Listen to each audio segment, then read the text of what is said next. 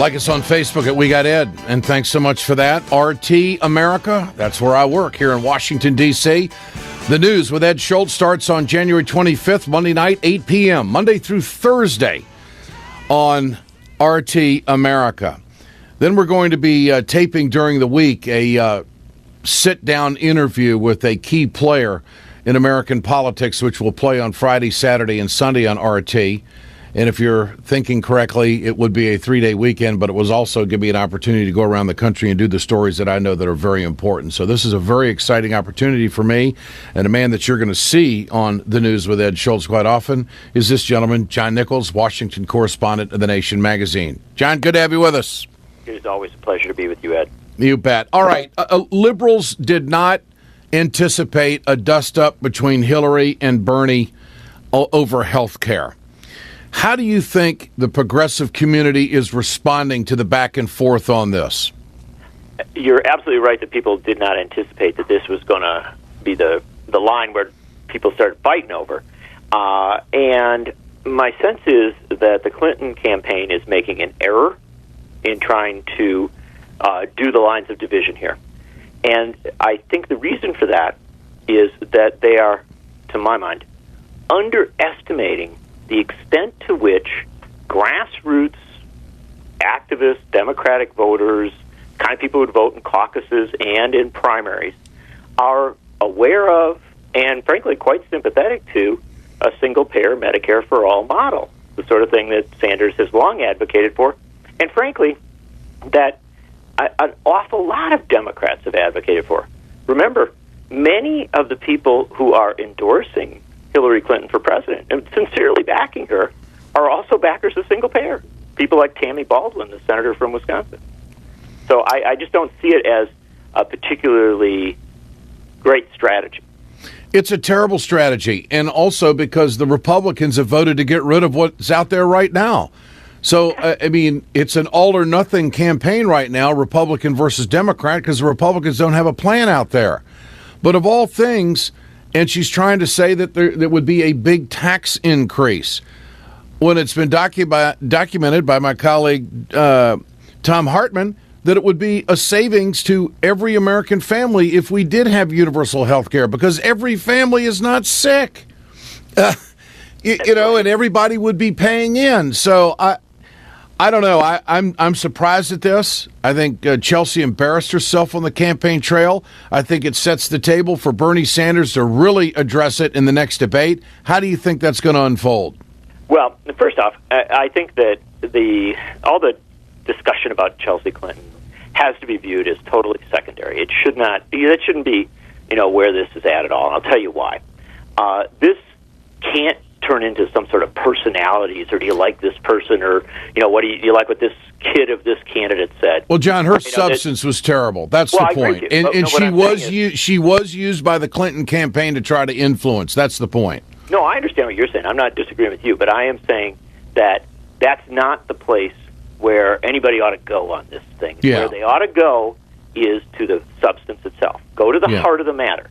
And the fact is that in this debate, if the moderators are doing any kind of good job at all, they're going to bring this issue up, right? And the question to be asked, the real question to be asked is, are you in favor of health care as a right? You start with that basic concept. If your answer is yes, and I think all three candidates up there will say yes, then the question is, well, how do you, if it's a right, if everybody has a right to decent health care in this country, then how do you guarantee that? Because we're not even there yet. President Obama's brought us a long way. I mean, give him immense credit.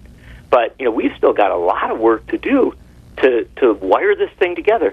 And then let them have their debate. If Hillary Clinton wants to say there's some sort of, and I'm going to use this word, advisedly, convoluted way to get everybody health care, working with insurance companies and doing all these different, steps and twists and turns, that's fine.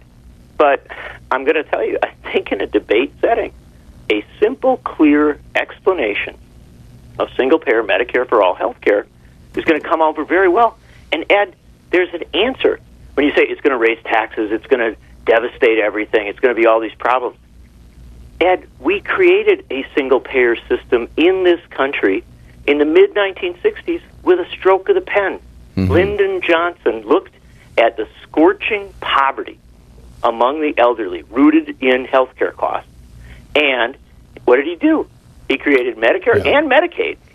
And those single-payer programs have worked unimaginably well. People love them.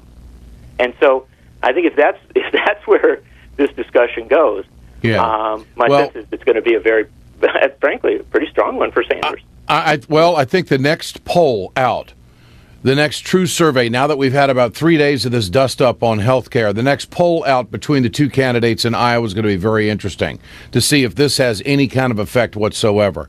There's no doubt since Bernie has been getting more coverage with the mainstream media because they have to because of his fundraising and his crowds.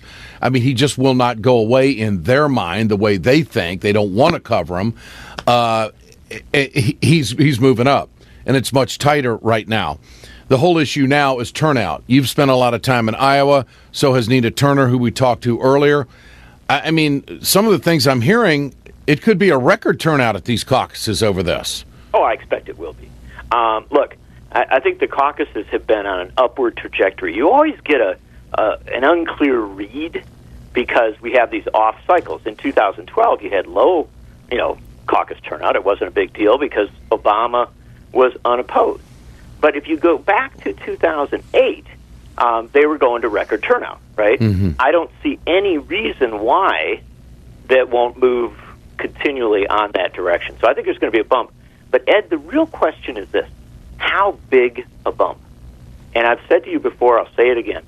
If you and I were sitting in a parking lot at some school or some, hall in Iowa, and if you see young people, folks, frankly, under 40, driving up in their cars, and probably a used car, an older car, and parking and going into that caucus, and a lot of them, then you're going to have to bet that Sanders is doing very, very well.